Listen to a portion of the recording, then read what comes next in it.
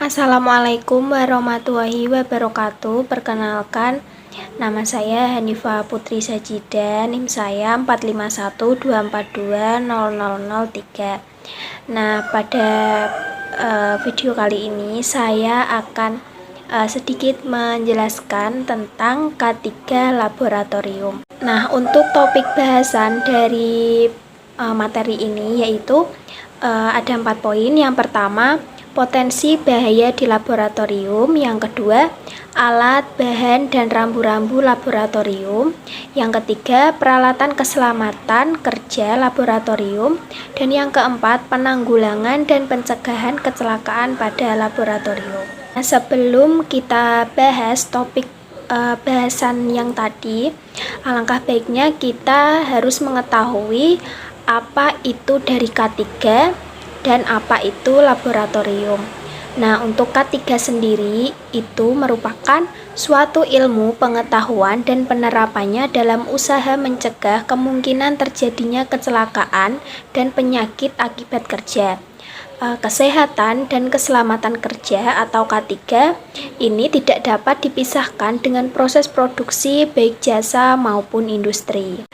Untuk yang kedua yaitu pengertian laboratorium.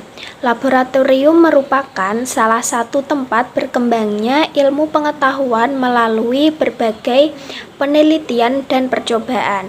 Nah, dalam kegiatan penelitian atau percobaan ini tentunya menggunakan bermacam-macam jenis alat dan bahan kimia untuk menunjang kegiatan dan beberapa fasilitas pendukung lainnya seperti air, gas, listrik, dan almari.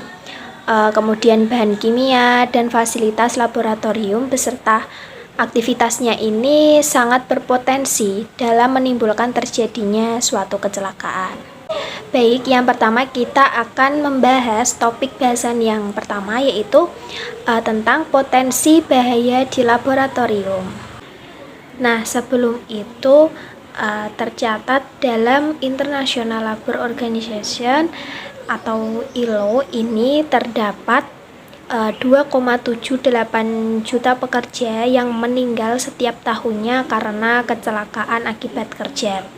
Nah, setiap pekerja di laboratorium ini harus diberikan informasi tentang potensi bahaya dan menguranginya sesedikit mungkin. Nah, berikutnya yaitu kemungkinan yang dapat terjadi di dalam laboratorium. Nah, terdapat 3 kemungkinan. Yang pertama, keadaan darurat skala besar dan situasi sensitif. Nah, ini merupakan keadaan yang dimana dapat mempengaruhi di dalam laboratorium dan mengganggu operasional di laboratorium itu sendiri. Nah, ini meliputi seperti kebakaran, kemudian pemadaman listrik, kemudian mungkin terjadi bencana alam. Nah, seperti itu. Untuk yang kedua yaitu kemungkinan pelanggaran keamanan. Nah, ini di mana pelanggaran ini dapat terjadi atau disebabkan oleh pegawai internal di dalam laboratorium ataupun dari pengguna laboratorium itu sendiri. Nah, ini contohnya seperti pencurian atau penyalahgunaan alat dan bahan kimia. Untuk kemungkinan yang ketiga yaitu paparan bahan kimia beracun. Nah, ini salah satu kemungkinan yang sulit diprediksi oleh pengguna ataupun pegawai laboratorium, di mana ini kemungkinan yang paling berbahaya yang dihadapi para pengguna laboratorium ataupun pegawai itu sendiri. Untuk selanjutnya kita ke topik bahasan yang kedua yaitu mengenai alat, bahan, dan simbol-simbol laboratorium. Nah, ini merupakan gambar dari simbol-simbol yang terdapat di dalam laboratorium. Pengenalan simbol-simbol laboratorium ini merupakan hal yang pertama harus diketahui terkait keselamatan kerja di dalam laboratorium. Nah, biasanya simbol-simbol ini ditemukan pada bahan kimia. Tujuan dari pengenalan simbol-simbol ini yaitu untuk menjaga peneliti atau siapa saja yang berada di laboratorium tersebut agar tetap aman. Untuk simbol yang pertama yaitu mudah terbakar. Nah, ini digambarkan dengan gambar api yang menyala. Nah, arti dari simbol mudah terbakar ini merupakan bahan kimia yang sifatnya itu mudah terbakar. Contoh dari simbol ini bahan kimianya yaitu ada alkohol, keton, dan gas etona. Untuk simbol yang kedua yaitu menyebabkan iritasi dan keracunan. Nah, simbol ini digambarkan dengan gambar tanda silang berwarna hitam. Nah, simbol ini memiliki dua jenis. Yang pertama, ada tanda silang yang terdapat huruf N di bawahnya dan huruf I di bawahnya. Nah, untuk huruf N ini memiliki arti bahan kimia tersebut itu dapat menyebabkan adanya resiko kesehatan jika masuk melalui pernafasan atau inhalasi, dan melalui mulut atau ingeston, dan melalui kontak kulit. Nah, contoh dari simbol ini bahan kimianya yaitu peridin. Nah, untuk simbol yang terdapat huruf I di bawahnya ini merupakan di mana bahan kimia tersebut dapat menyebabkan adanya resiko inflamasi jika bahan kimia tersebut berkontak langsung dengan kulit dan selaput lendir. Nah, contoh dari bahan kimianya yaitu ada amonia dan benzil klorida. Untuk selanjutnya yaitu simbol korosif. Nah, ini digambarkan dengan gambar tangan dan besi dengan tetesan bahan kimia, yang dimana arti dari simbol ini yaitu suatu bahan kimia tersebut bersifat korosif dan dapat merusak jaringan tubuh. Nah, contohnya itu ada belerang oksida dan klor. Simbol selanjutnya yaitu simbol beracun dan bersifat karsinogen. Nah, simbol ini ditandai dengan gambar tengkorak dan tulang. Nah, simbol ini pada dasarnya itu ada dua jenis, yaitu yang pertama simbol beracun dan sangat beracun. Nah, untuk sangat beracun ini ditambahi dengan tanda T+ di atasnya. Nah, untuk yang beracun ini yaitu memiliki arti dapat menyebabkan sakit serius hingga kematian jika tertelan atau terhirup. Nah, contohnya ini ada metanol dan benzena. Nah, untuk yang sangat beracun ini memiliki arti sangat berbahaya bagi kesehatan, dapat menyebabkan sakit kronis, bahkan hingga menyebabkan kematian. Nah, contohnya ini ada sianida, hidrogen, sulfida, nitrobenzena, dan atripin. Selanjutnya yaitu simbol mudah meledak. Nah, ini disimbolkan dengan gambar ledakan. Nah, arti dari simbol mudah meledak ini yaitu bahan yang mudah meledak atau eksplosif, di mana ledakan itu dapat terjadi karena beberapa penyebab, misalnya karena benturan, pemanasan, pukulan, dan gesekan. Nah, contohnya itu ada TNT, amonium nitrat, dan nitroselulosa. Selanjutnya yaitu simbol oksidator. Nah, simbol ini ditandai dengan huruf O dan di atasnya itu terdapat gambar api yang menyala. Nah, arti dari simbol ini yaitu bahan kimia yang bersifat mudah menguap dan mudah terbakar melalui oksidasi atau oxiding, karena beberapa penyebab umumnya terjadi akibat reaksi bahan tersebut dengan udara panas, percikan api, ataupun karena reaksi dengan bahan yang bersifat reduktor. Nah, contohnya itu ada hidrogen peroksida dan kalium perklorat. Simbol yang terakhir yaitu simbol yang berbahaya bagi lingkungan.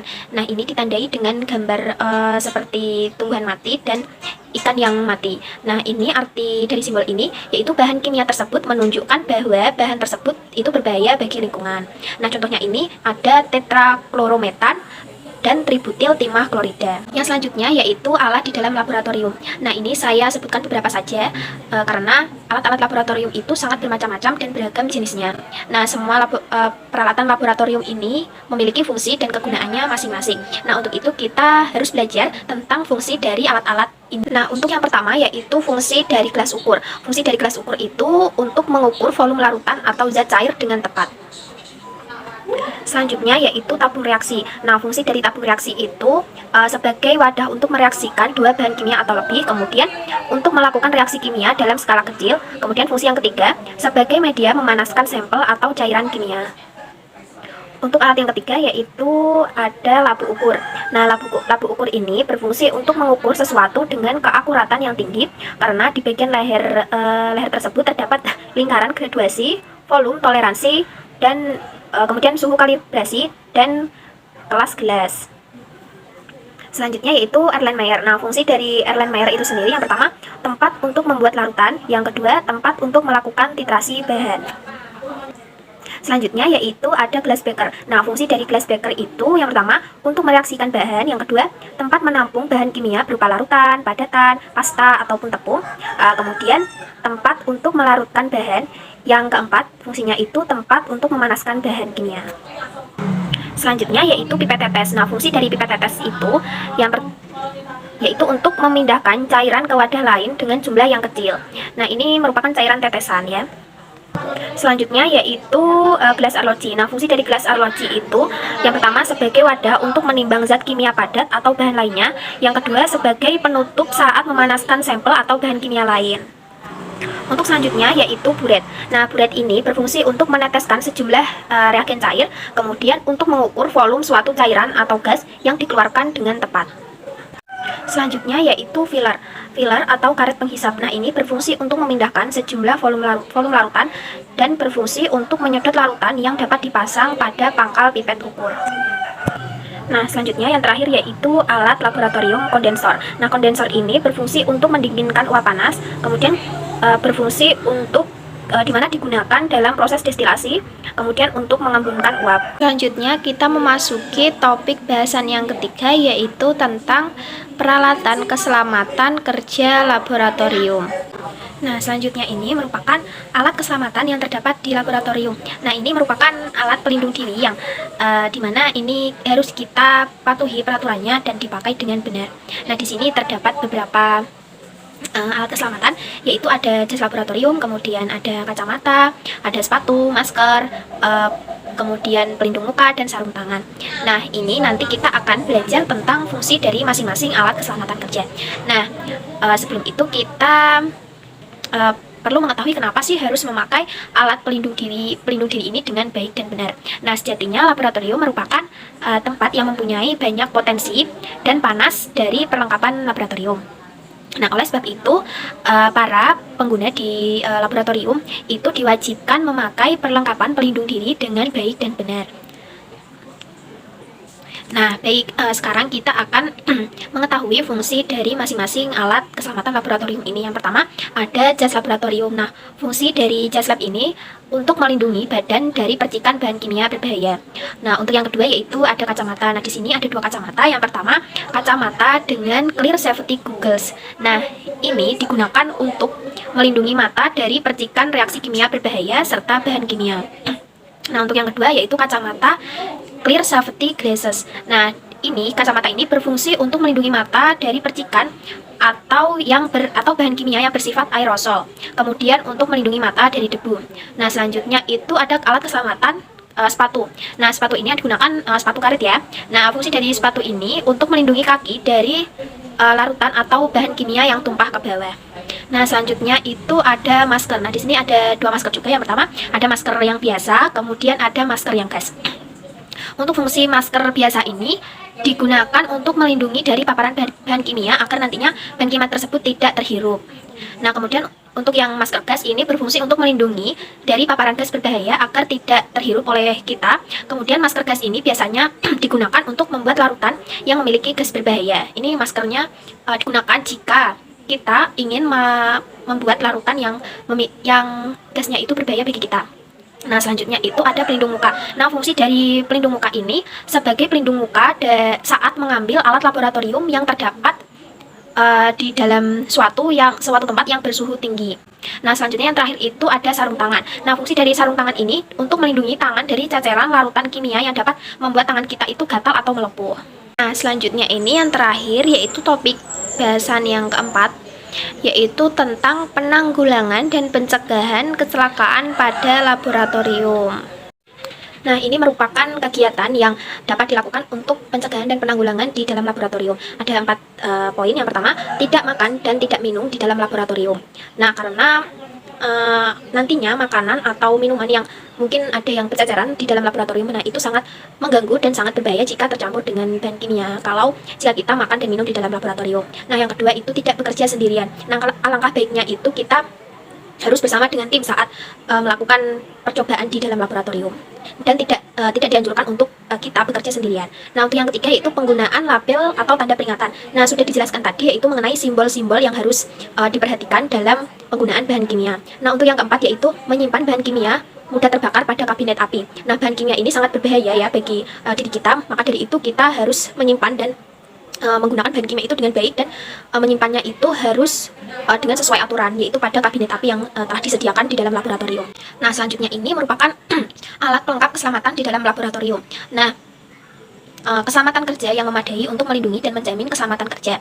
Nah, laboratorium yang baik itu harus memiliki fasilitas untuk melengkapi ruang kerja laboratorium, yaitu diantaranya ada fire extinguisher, kemudian ada hidran, washer, kemudian ada water shower, dan first aid kit. Baik, terima kasih atas perhatian dan sudah menyaksikan video dari saya. Kurang lebihnya saya mohon maaf. Wassalamualaikum warahmatullahi wabarakatuh.